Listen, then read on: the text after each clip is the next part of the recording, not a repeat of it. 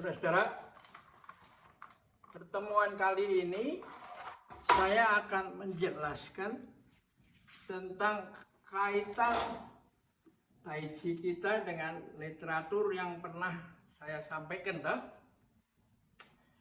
Jadi ketika saya mengajar di Hilton Executive Club, di brosurnya ada, Anda pernah lihat juga saya mendapatkan audiens peserta yang banyak orang yang sudah posisi di masyarakatnya sudah mapan,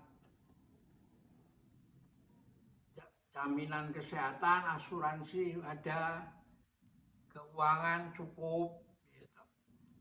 Dan mereka kaget karena kok bukannya saya bisa hidup tenang, tambah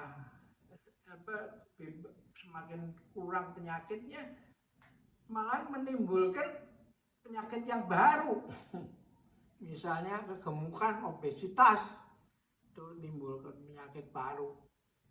Stres menimbulkan penyakit yang baru lagi. Dan terakhir COVID itu. Barang yang dulu dianggap bisa saya habisin dengan antibiotik atau apa, nggak bisa lagi.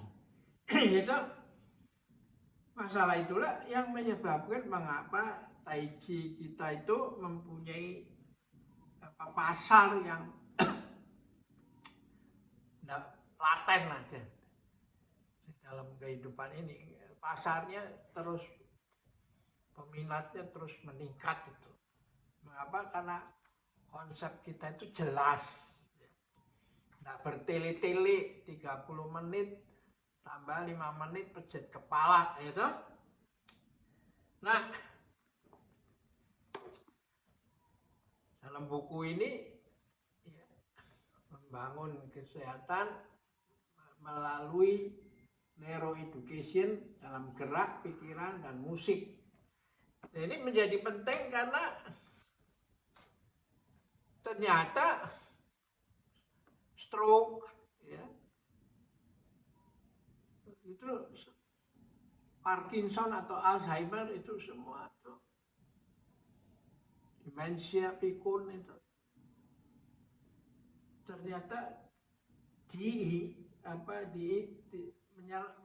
menyerang juga orang-orang yang dulu dikenal sebagai penyakitnya orang tua, tapi menyerang pada orang yang usianya semakin muda itu.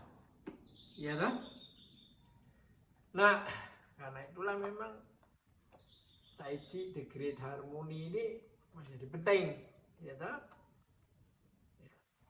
Jadi latihan Tai Chi ini memang, tapi karena kita tidak bisa menjelaskannya, maka masyarakat tidak tahu itu bahwa demikian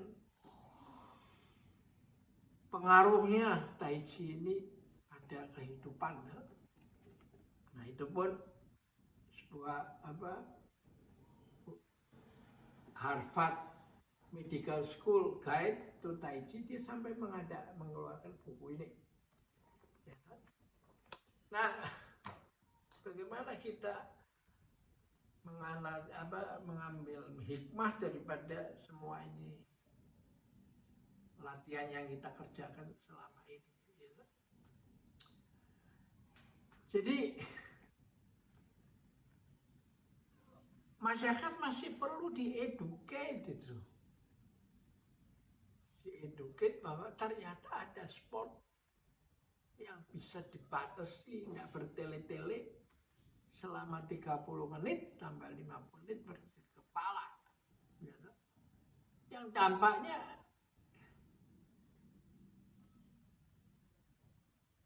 lebih komprehensif dibandingkan sport yang speed, muscle, dan power, gitu.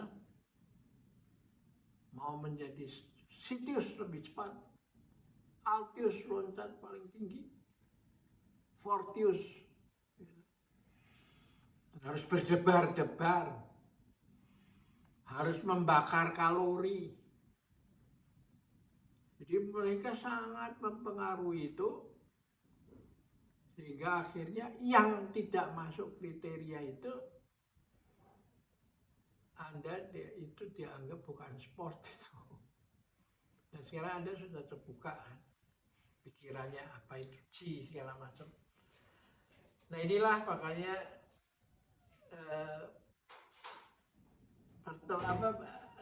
slide-slide yang seperti ini perlu terus dikembangkan itu.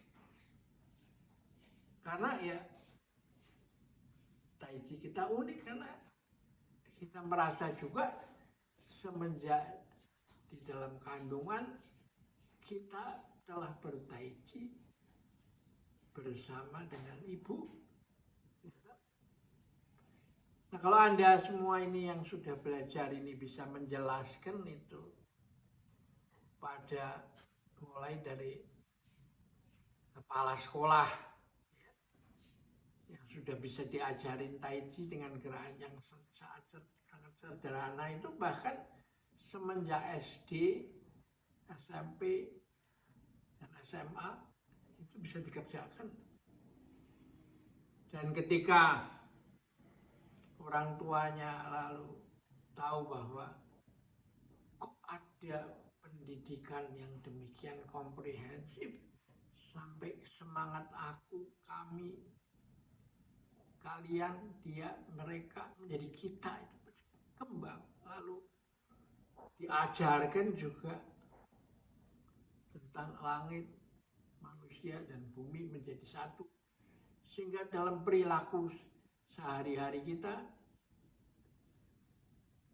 membawa sikap yang di 4 samudera dan 5 benua, semua orang bersaudara. Nah, ini bisa, menurut saya, ini bisa akan menjadi satu gerakan yang mengisi diperlukan oleh masyarakat masa depan, ya.